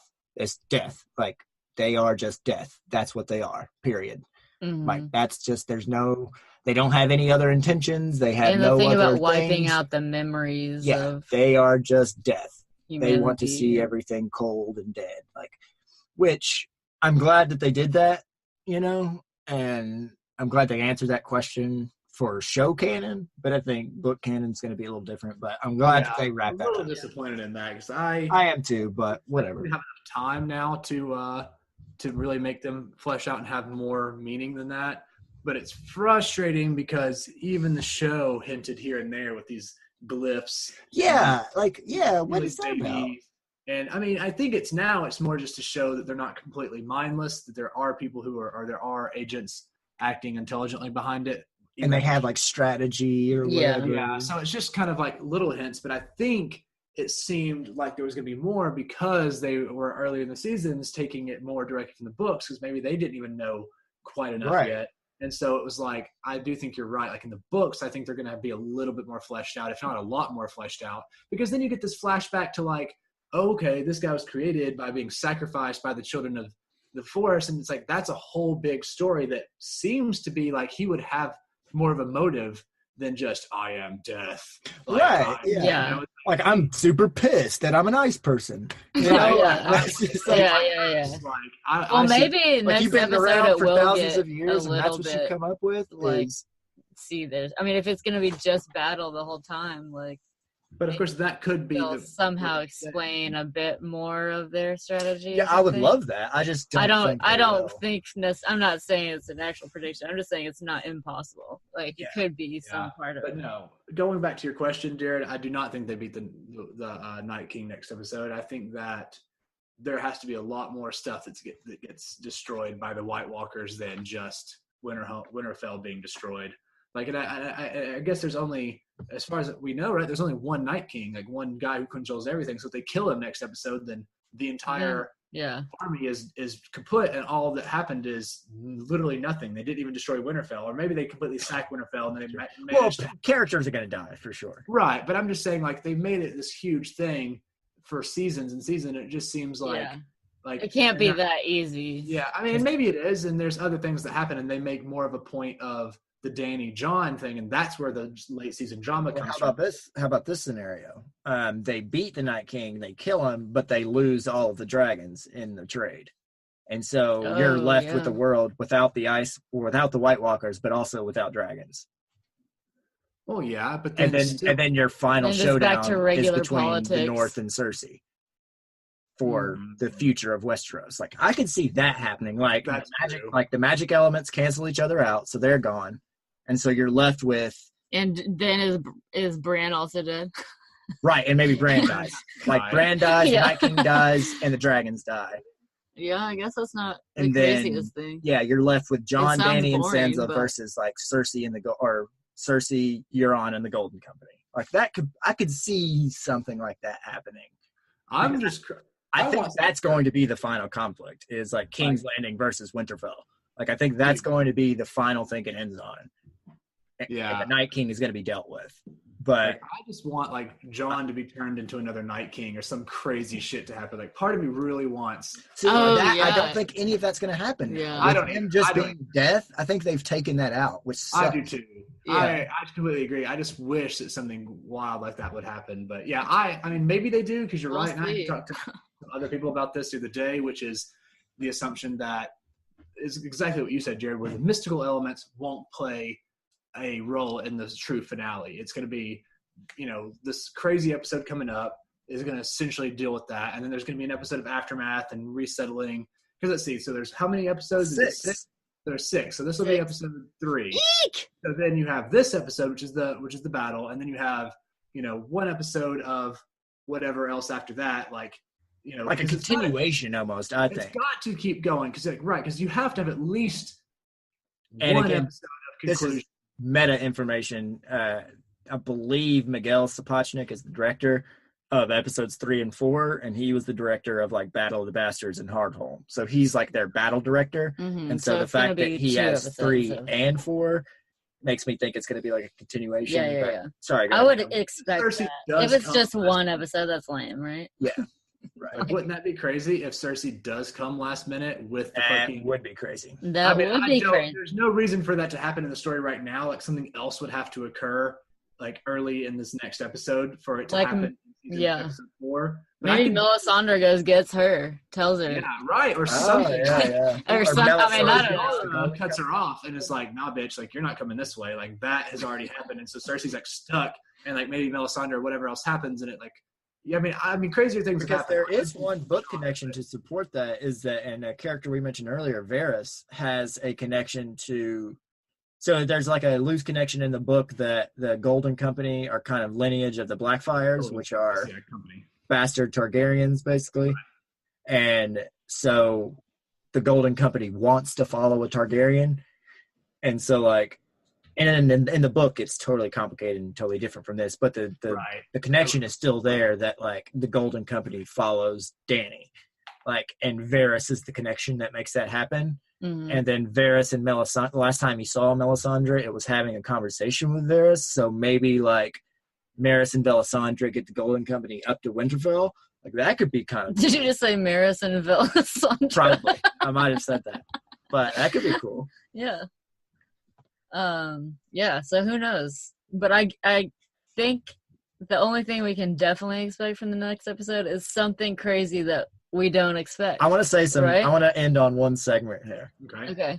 I am going to list characters and then likeliness of them dying from 1 to 10. 10 in the next episode or by the end? Let's say in the next 2 episodes. Okay, fair. Because if we're saying those are going to be the battle-y episodes, so 10 being they're fucking dead, and 1 being they're making it to the end. Okay. All right? Are we all good with this? Yeah. Yes. We all know the rules. Yes. Cody, so a 5 is going to be like somewhere in the middle. Fuck you. Okay. All right, here we go. Number 1, Tyrion Lannister. Oh, he's like... Are we both answering at the same time? Cody, Tyrion Lannister. Like 3. 2. Yeah, I'm gonna go 4 because he's on the battlements, but he is in the battle. Well, maybe not because he said maybe he not. Yeah, I'm gonna stick by the 4. All right, Grey Worm. JT. 10. Cody. He did. Yeah, 9.5. Yeah, I'm gonna go 10 on that one. He's and that's just from here on out. Jess, you answer first. Sorry, it's just easier that way. Oh damn! Right. Okay. Dolores said. Who? Big Head. Like 8. Oh, you think Big Head's going down? Yeah. He's not that big in the. He might be a book thing, but like for the show. Like I'm actually gonna say like 4. Okay. You think so? Well, because what's interesting with him is if the White Walkers are dead and there's a hole in the wall, like, is there even any more reason for the Night's Watch to be around? Because that would be the only reason I think he does stay. Is it like he's the only Night's Watch person? So if he's dead, then they're just gone forever, Like, right. So I think maybe he might survive, but do they even need him anymore? Yeah. Right. I'll go with a 5. I'm undecided on him. Undecided. Heard. Theon. Oh, I think. Sorry, I'll let you. Go ahead. No, if you have one, just go ahead and go with it. I think that it's not very likely that Theon's going to die in the next. I'm really torn because part of me wants to say it's very likely because he's going to die after his like little redemptive arc. Like he's going to live to the end of the season, episode 4 or something, and then die. But no, I'm going to go with I'll just go with an even 5 just because I am so unsure. But part of me really thinks he may live until the very end and be part of the epilogue of like reclaiming the throne or like the Iron King. You know, I don't know. So I'm gonna say 5. I'm gonna go with 6 on this one, Yeah, or 6.5, 6.5. I'm gonna go with 3, just because I see a budding romance between Theon and Sansa. Yeah, I guess that's. I saw that as well. I'm gonna go there. Gendry, Arya's hot chunk of man. Oh, he's I'm gonna dead. say like 8. Yeah, Gendry's dead as fuck, dude. He's Also, let me just throw in a quick side note I read on the internet. Somebody was talking about shouldn't Arya be more worried about him making like shoddy tools? Like, what is this apprenticeship? Where's his master? Like, who's teaching? Master Mott's a good master. That's but you don't see him. Like, like every time it cuts to him in his shop, he's just like pounding. Like, there's no one like helping him, right? Like, what sort of apprenticeship is this? Like, anyways, I just thought that was a funny like aside. But yeah, I think he's dead. I think 8. I'm gonna say like a 9. 9. I'm gonna go pretty high. I'm gonna go like 8. Because I think it's part of Arya's storyline. It's gonna like be a transformative moment for her where it's gonna be part of. Like, it's gonna be something very important to her. Like she's gonna be there. You know what I mean? And then she's and then there's that scene in the trailers of her running scared. That might be Gendry after as well. And also, just real quick, I meant to mention this when we were talking about it, but Arya was kind of not interested until Gendry said, "Oh, I'm Robert Baratheon's bastard," and then she was oh. She's like, I don't sleep with fucking riffraff, but if you're a king's bastard, then how many people have you slept with? No, I think it was just when he turned hot. She was like, "Oh, who is this guy?" I think that's been because he changed dramatically. Oh, like 1. like 1, yeah. You think she makes it? I think through the next 2 episodes, yeah. Dude, they've spent so much time making her seem to be some mystic badass. If she gets fucking cut down, and like, I mean, I get it. Actually, maybe I don't know. I'm gonna go 6. I think she's on the chopping block. There's no room for a murderous assassin in a world that they're trying to build. I disagree. She may die before the end, but Sansa needs her. Sansa does need her. Sansa does need her. Like I agree that she's like, chaos after this, she may get caught up. Like she may get killed in some scenario, in a political something. Maybe but she's living through this, dude. I would be very disappointed because I like Bran. Arya's had all this stuff tied up in, and if she just like, at the very least she needs to she had her kind of arc where it paid off when she basically took out the entire Frey clan. Like I guess that was oh god, I love that so much. Which is worth it. I mean, if that's all that she gets out of it, and then she dies in this, like if that's worth it, she avenged her brother and her mom. Yeah, not only did she kill them, but she fed them to themselves. Yeah. I mean, I think that she still has the possibility to use like this shit that she learned while she was no one or whatever. You know, that's gonna come into play. She's gonna do some weird shit. Well, it's just her fascination with death. She's gonna be like, I don't know. Death has many faces. Like she wants to know death. So like her being raised as a white is like kind of thematic. Like that's her as death. You know, like I could kind of see something there. Like I get it. I would accept it if it were done well, but I would hate that. I love Arya, man. I would really hate. I know. I love her. Before we get to she's probably my favorite character. So I just don't want her to die. Ghost. I think he's dead. I think the dog's dead. Yeah. I'm gonna go with Ghost. I mean, Ghost is fucking out of here. Yeah. I'd like it to have a nice dramatic ending though. Like kill somebody. Yeah, like Summer's death was awful. Yeah. Like Summer was like, oh, I'm just gonna for some reason jump into the middle of this pit of fucking skeletons. Oh, yeah. That was so stupid. So stupid. I really hope it's not it goes out better than that, but yeah, totally dead. All right, here we go. Big hitters, heavy hitters. Jaime. Pretty high, I think, like 7 or something. Like I wouldn't be surprised if he's the one that killed him. Yeah. Wow, Jaime Lannister. The next 2 episodes. Let's see. You know, I think that he does die. I'm going to put him pretty high. I'm going to say like an 8.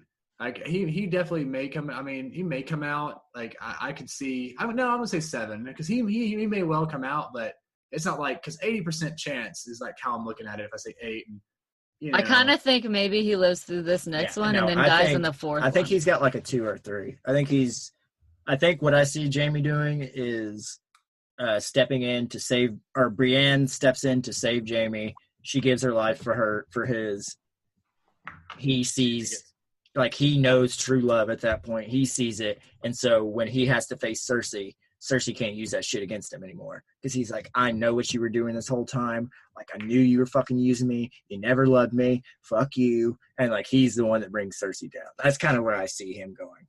And, like, Brienne dies for him. 10 for Brienne, apparently. Yeah, I think Brienne's going down. That's what I was going to say next, is Brienne. I'll say, well, I'm going to go with 8 just for the possibility that they're setting us up too much to think that she's going to die, because that is, like, a play that they could use. Like, oh, yeah, and then we knight her, and it's this whole dramatic thing. Duncan the Tall dies in a castle fire type situation, so might be a parallel there. Yeah, so I'm going to say 8 for her. I'm going to say... Yeah, 8. 8 sounds good to me. She's pretty likely, but she like. Well, there's a possibility in there. I don't think they kill both of them. I don't think they kill Brienne and Jamie.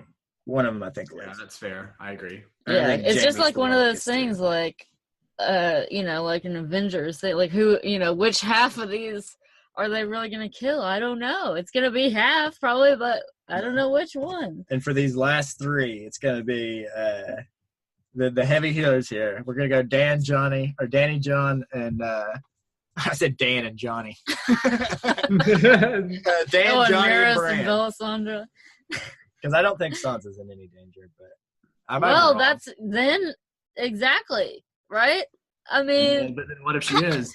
No, she's too. I think she's so important to the post-war game that's happening. Like, I mean, I do agree with what you're saying earlier, Jess, about some off the wall shit. And so she could, if you just wanted, if like the intent is to just shock Sansa, I do think ranks low. So just because of that, like, she could, but right. So for her, I'd give her like a 3 or something, just because of that possibility. If we're doing Sansa, I'm giving. Yeah. Well, since we're all rating Sansa, I'll go with a 2. Yeah. Yeah. All right. So here we go. Danny, number 1. Oh. That's tough, dude. I don't know if both of them survive this next couple episodes here. Oh gosh, I don't know. I mean, I want to say it's low, but I mean, yeah, I think again I'm gonna go with like a 2. No, I think she's and a half. No. 2.5. I'm giving her like a 6. Like, I was gonna go 6 is what I was thinking too. Like, I don't think it's like she's not doomed. I'm not looking at her like, oh yeah, girl, your days are numbered. But because I've spent so much time thinking she's going to have this negative arc that it could go the opposite way, that, she kind of plunges right into battle and so maybe saves Jon or sacrifices herself for Jon. And she has some moment even where she says, like, you're the true king, something cool that's like ultimately redemptive for her. No, she's going to be here's the facing thing, her okay, with undead that. child. Here's the thing. Both of them, we don't think both of them are going to die, right? No, and if one's going to live, it's the one that carries a baby, right? That's true. That's a good point. I mean, I'm just saying. That's a good point. Oh, because so Danny has a baby. Like, Jon can't have the baby. Right, that's true. That is true. So I think he's dead. That's my prediction. So you're flipping it. It's Jon, huh? I think Daenerys 2.5. I think Jon 8.5. Woo! You heard it here. See, I'm gonna go like 60-40. So I'll give Jon a 4, and I'll give Danny a 6. Yeah, I'll argue with that. That's probably safer, but I mean, this has no consequence of reality. So. Because again, I just think it's really convenient for the plot to introduce this conflict and just kill him, unless it's like. See, I don't even know how they tie it back into like him making a sacrifice. Like, it would make more sacrifice if they didn't know, and he was doing it for the love that he had for Danny. That's why I think that it's going to be Danny, because it's going to flip the other way, and instead of it being, oh, what's this tension between them, and they built it all up, it's going to be the opposite, which is that she's going to be the one to die, and I could see that too. But I don't know. I mean, so who's our last person? Bran.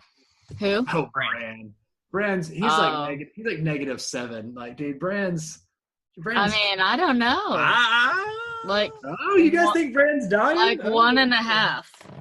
I'll give him a 1.5. Just because it would be the worst giving him thing 0%. for humanity. It would be the worst person to die. Like, I mean, of all the people, he's the one that shouldn't die. Think about this. So if the Night King is after Bran, he's made that clear. What about if Bran is like, I can prevent all of this if I just go with him, and then we all go away? That could be a thing.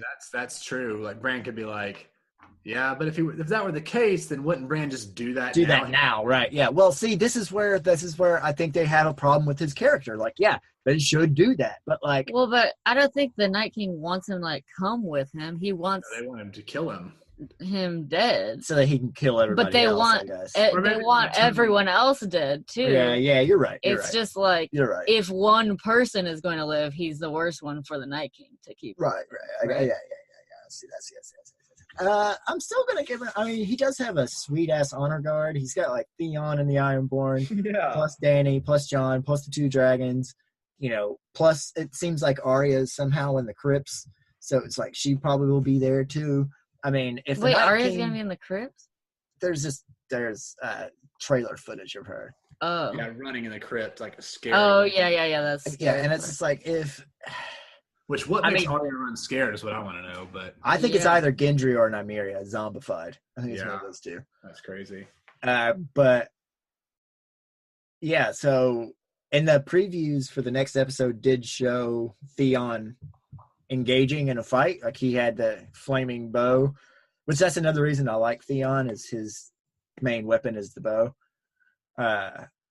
But it does show him taking action, so we are going to see some dragon on undead dragon, like, fighting action. Yeah. So it's like the Night King does reach Bran. If I think you can make that conclusion. And if he gets there, if he gets there, then one of them's got to die, right? Like, well, I mean, yeah, but that's an astute observation. Yeah, one of them has to die, I suppose. Or maybe like one of the dragon riders gives themselves up so that the other dragon rider can scoop everybody up and escape. Maybe I could see that, and they both survive. But like, it's too stupid. Yeah, I don't know. Like, they've already done that. They've already done the dragon swoops in and carries everybody off. Like, they've already done that once. I don't want to see it again. I don't know. We'll see. So I'm going to give Bran like a 5. I'm going to put him in the middle. Oh, okay. Yeah. All right. All right. Well, we should probably wrap this up, guys. Yeah. But our nice 2-hour episode. Just about an hour-long episode. Hey, man. It is what it is. We hope you enjoy it. Yeah. I love this episode. 10 out of 10. Yeah. I cried. I think that how I rated the other one was on the basis of being a first episode, which I think is important. And this one, is a similar thing. It's not a battle episode. So I think I'm very biased against like, oh man, that battle was epic, 10 out of 10. But like, for what it was and everything that needed to happen, I would agree. It's like 10 out of 10, like 9 out of 10, whatever. Like, I really like this episode. Mm-hmm. Yeah. I mean, I'm going to go like 9.8 or something, just because I feel like we're going to get it still has a little bit up to go where we're just like, oh my God. Well, yeah, that's what I'm saying. I'm definitely going to rate episodes 11 out of 10 eventually. But oh, I'll see. As of right now, we're 10 out of 10. He's cheating. Jared's ready to go through the roof. But anyway, yeah, guys. So hopefully, everybody's enjoying this. If y'all have any things that we've left out, apparently last episode we didn't even think to somehow mention that Jon rode a dragon. So yeah, we'll get better, guys. We'll get better. Yeah, but if there's, we're, like we said before, we're just we just talk character by characters. But I think it's worked. So yeah, I think it's a good format. I feel good. Catch us next week after the big battle. Yeah, you got JT. We got the dome across the country. You're good to go, guys. All right.